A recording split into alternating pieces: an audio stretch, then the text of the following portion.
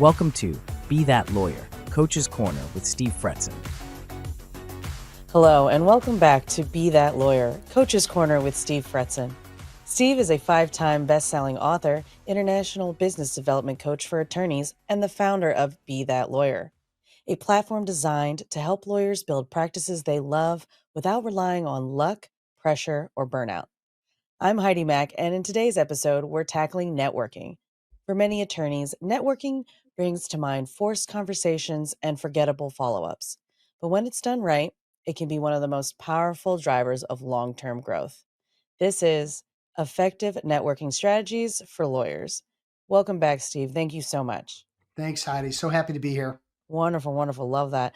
Let's get to it. So, why do you think the idea of networking feels uncomfortable or unproductive for so many lawyers? Well, I mean, if you think about half the population being introverted right off the bat, we've got an issue with networking because it's working a room, it's selling a service, it's in pushing your card on somebody. There's all these negative connotations about networking, and for most lawyers, introverted and extroverted, it can turn a stomach. So I think there's discomfort and there's a negative imagery and connotation with it. So I think that's part of it. And then the other is most people have tried it, right? They've attended an event, they've gone to a conference, and they just felt that it was kind of a waste of time. They didn't get anything out of it. And so they just give up and say, well, I'll just go back to billing hours. I'll just go back to doing what I was doing before. And they don't really, realize that it's a learned skill. It is not something that even people that are natural born rainmakers or natural born networkers, they study networking, they practice networking, they've honed the skill. And so, we have to think about, the fact that lawyers, don't learn networking in law school or at the law firm level. It's a business development skill like all the others. And what I want to spend some time on today is sharing some best practices that will help lawyers listening get more comfortable and realize that it's not a sprint, it's a marathon, but we need to put some emphasis on it because networking is all about relationships, and the lawyers who have the relationships get the business. They find a new job more easily. There's all kinds of upsides that get accomplished, and people that miss out on those relationships and networking, they tend to have a lot more challenges when something changes in their life, or if they want to grow a book of business. It's just much harder to do. So yeah, you work with a lot of lawyers in all stages of their careers. Is there one thing that separates like an effective networker from those who never see results? Well, I'm going to kind of beat a dead horse a little bit here and just say, again, who has been a student of the game of networking? One of my early books is called The Attorney's Networking Handbook. Who owns it? People that own it have highly tactical, actionable things that they're going to learn from that book to be more effective at it versus people who just go out and wing it every day and hope for the best. And they're out pushing cards. Their infomercial is terrible. They're attending without giving. They don't understand how to qualify. There's just a laundry list of ways to waste time networking without having specific plans and strategies and actionable tactics to accomplish. And so I think the people who are successful are the people who are interested in learning and preparing to go to battle with the right weaponry. And then they're going to get far ahead of the people who again, just either have a distaste for it, a negative attitude about it, or that aren't really looking to study it as a learned skill. Are you with the different ages that you have and just phases with social media, are you seeing that being different for people with networking, with younger lawyers or older lawyers? I'm seeing younger lawyers and older lawyers alike, take deep dives into social media. I would say it's similar to networking in the sense that, there's a lot of negative connotation and barriers that people put up about social media. In our last episode, where I had one of my clients, Mandy McCormack, on there and talking about, we didn't really mention this, but like she had a great fear about posting and about being on LinkedIn and mostly if she was, it would be like, oh, I'm super lawyer. I'm this, positive win or whatever, instead of really showing her true authentic self. And so I think, we need to consider the idea that with coaching and with some research and study, that social media is a learned skill, networking is a learned skill, business development is a learned skill. And you're either taking the time to, build that muscle up or let it atrophy and never really use it. And, that's not going to, again, bode well over a career. Are there like common mistakes that you see that that when they try networking, it doesn't lead anywhere? It makes them feel like there's a waste of time. Yeah, and I'll be honest, I've made most of the mistakes that anyone that's listening would have made. One of the first lines of my book that I mentioned, the Attorney's Networking Handbook, is no one has wasted more time networking than I have. I would spend 3 hours at an Amway multi-tier marketing, meeting, or meeting with the local Avon lady or the guy who owned a car wash, like things that were completely irrelevant to it. But my point is, like, I just didn't know what I was doing. And so I did have to become a student of the game. And I did have to make mistakes and learn, but most importantly, learn from people that put out content about networking to build my own systems to be able to teach it at a very, very high level. And so people that have had bad experiences or that have a bad attitude about it, I'd like them to give it a second chance. I'd like them to take some time to listen to this podcast, to do some reading, whether it's my book, it could be The Go Giver, it could be Networlding. I mean, there's all kinds of great books on networking that you could check out. You could put it into ChatGPT and say, give me some good ideas. I mean, there's a lot of different ways to do that. But the common mistakes are again, having a negative attitude, feeling like you have to go in, you're there to sell, you're not. Being unprepared is a big mistake I see. Handing out and pushing cards. There was one guy that sold life insurance years ago, and I invited him to come to a chamber of commerce with me. And this was my first couple of years in business. And after about 20 minutes, I saw him walking around the room with his cards out. I was watching the room. It's like if he was walking around with like a bloodied hand and walking like he's going to get it on people. Like everybody moved away from this life insurance guy because he was like venomous, because he had poisoned the room against him, being salesy and pushing cards and pitching people about life insurance. And of course they got mad at me because I brought him.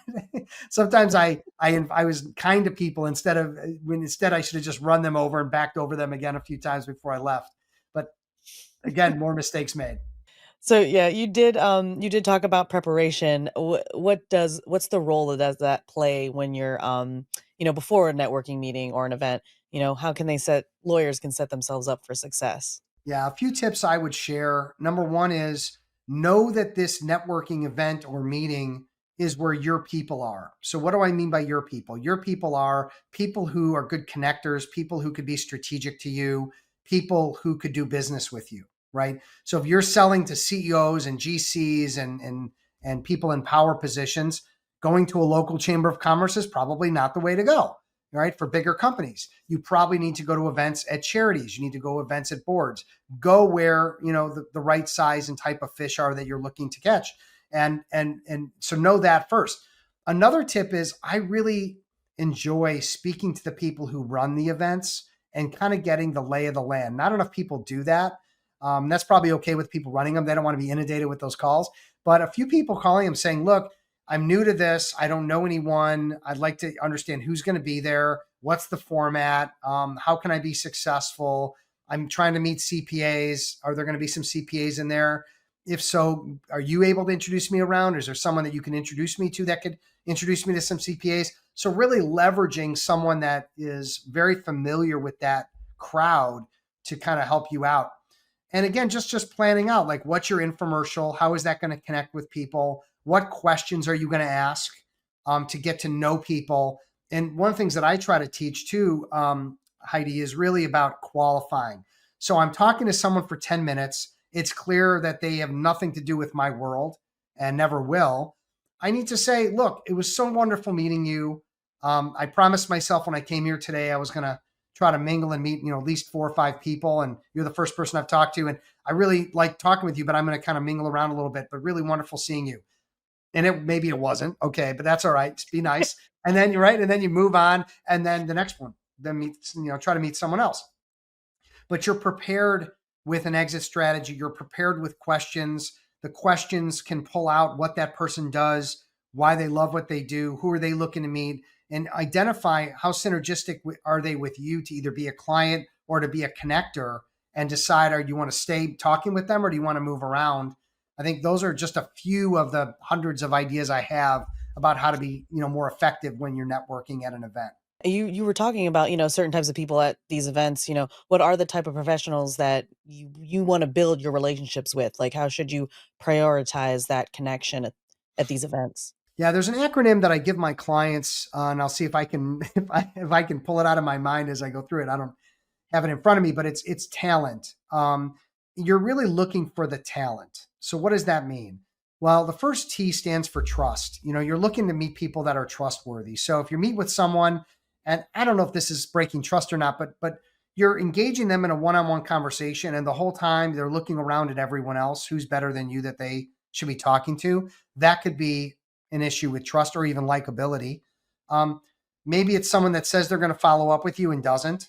Okay, they're committing to something and then they're breaking that commitment by not following through. But knowing that someone is trustworthy is really important in any relationship. A is, are they an authority? If I'm going to refer someone to a podcast company, I want to know that they're an authority in podcasting. If I'm going to refer someone to they're looking to, want to meet a CPA, I want to make sure the CPA is an authority. So that's the A. L is likability. I want to network and provide value and continue meeting with people that I like and enjoy. If somebody turns me off right away, that's not someone I want to, even if they may have business for me, I don't need to spend time with them. I'll find business somewhere else, right? So where are we? We're at TAL, then E is empathy. I'm an empathetic person. We mentioned in our last episode how important it is to be with your people and people that are like you. And so if I'm empathetic and there's someone that doesn't care about people, not necessarily someone I want to network with. N stands for network. Does somebody that you're networking with have a network? Is this the first time they've left their desk in 10 years? Or is this someone that's been out networking and hustling for 10 years? Because that person's going to be so much more likely to have connections for you than someone new. The caveat to that is if you meet someone really bright and brilliant and wonderful that's new, maybe you want to be the first person that helps them, because then as they build their network, you are the one that helped get them started. And that might be a 5 or 10 year thing, but that's okay. You're not going anywhere. And then the last T stands for top player. Again, I'm interested in someone with a network, but I also like to work with decision makers. So would I rather network with a managing partner of a law firm, or would I rather network with a young associate? And I'm okay if you do, and sometimes I do. But if we're being honest with our time and the value for our time, if you talent somebody correctly on those points, you're going to find that you're qualifying people forward and not meeting with people 2, 3, 4 times who aren't really, qualified to be in your world. I love that. That's such an easy way to remember that. And you're looking for talent. It's incredible. So when when you are talking to these people, how do you move past that surface level? Like, how do you build that real rapport?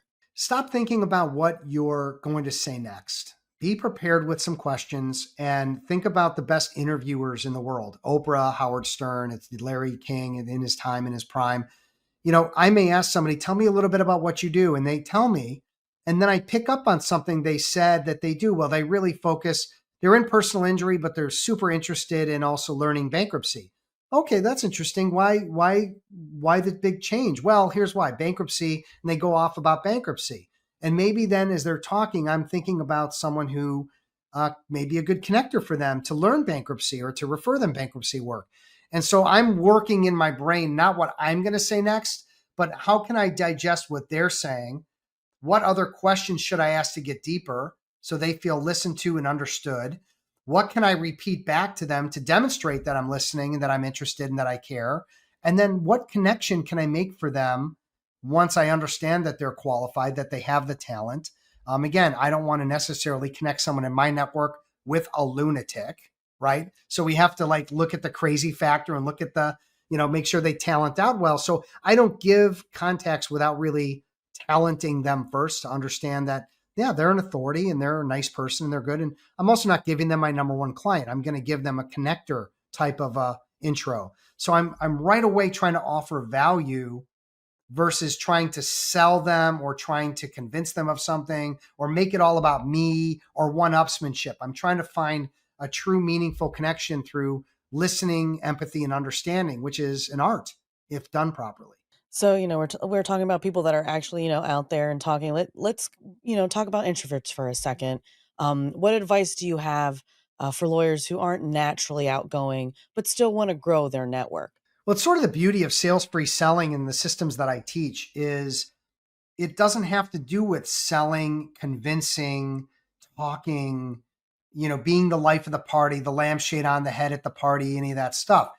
It really has to do with how can you prepare and know what to do to execute, make most of the engagement about them, find common ground through listening and hearing what other people are saying. And introverts love having a process.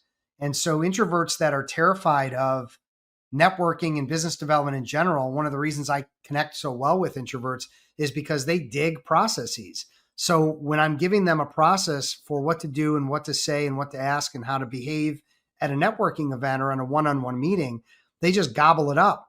The other thing introverts love, and most lawyers love, is proof and evidence. If you get evidence that something is real or something works, you are bought in. It's like my father was a lawyer, introvert in some ways, but he bought like a Camry back in the 80s and he loved it. And then what was his next car? A Camry. And then what was his next car? A Camry. And then what was his next car? That's amazing. A Lexus. Well, why was it a Lexus? Because I convinced him it was a higher end Camry. That's why. And then he went back to a Camry. So there's 40 years of car ownership from my dad, Larry the lawyer. First time mention on this show, by the way. I talk about him a lot on my other podcast. But the point is that he had proof and evidence of what a good car is and which has the least amount of maintenance and which is the best value. And I think when lawyers try out the processes, systems, and language that I provide for them to make networking not a salesy endeavor, an endeavor that can actually get them results for their time, that's when they have the proof and evidence that this works. And then they're bought in. And it just takes a little bit more time. But ultimately, I end up with very long-term clients and relationships and friends because the proof and evidence and the way that we interact, clears a path for a long-term, friendship. So, with one final thought here, what is one mindset shift lawyers can do to turn networking from an obligation to a real growth engine? Yeah, I think this goes back to something that I said earlier. It's really, you're not networking to sell your services. You're really networking to meet qualified and quality people to have, it's like an entry level way to meet people that you then decide, do I want to spend more time with this person and get to know them better to see how we might have a mutually beneficial relationship? Or is this someone I'm not going to spend any more time with and move, out? And that's okay. I don't think we want to meet with everybody more than, an initial visit. It's like dating, right? We want to go on a first date to sort of feel it out. This is someone I really like and enjoy, attracted to. Let's go to the next date. Let's go to the next date. And eventually maybe a marriage. Okay. Networking is very similar. You just need to have the mind shift of it's not about selling. It's about listening, understanding, and qualifying. And I love that word qualifying. It maybe is one of the most important words in business development. It used to be closing. That's a word that was thrown around a lot, or pitching is a word that's thrown around. I like qualifying because what qualifying does is it allows me to be super efficient with my time. I'm either qualifying someone forward and continuing to invest time with someone for the right reasons, or I'm disqualifying someone out and figuring that this is someone I can stay friends with or not, but there's no value in me continuing to push a rope and meet with them multiple times, even if it seems like they have a lot of business or they talk the talk, but they're really not going to walk the walk. And I can move them to a no and get all that time back that I would have been spinning my wheels with someone who's actually not a good fit. Thank you so much, Steve. We really appreciate all your information today. Yeah, it's absolutely my pleasure. And again, I hope that this is helpful to people who really either want to get better at networking or just have sort of a negative feeling about it. And I think with the right information and research and just a little bit of coaching or whatever it is that you may need, you can really take it to the next level and have lifelong relationships that feed you tons of business and feel much more rewarding than just billing hours. Well, thanks for listening to today's episode of Be That Lawyer, Coach's Corner with Steve Fretzin. If you're ready to transform your networking into real, measurable growth, visit bethatlawyer.com to learn more. And as always, subscribe, leave a review, and share the show with a lawyer who you believe needs it. Thanks for watching. Be sure to hit that like and subscribe button and leave us a review in the comments.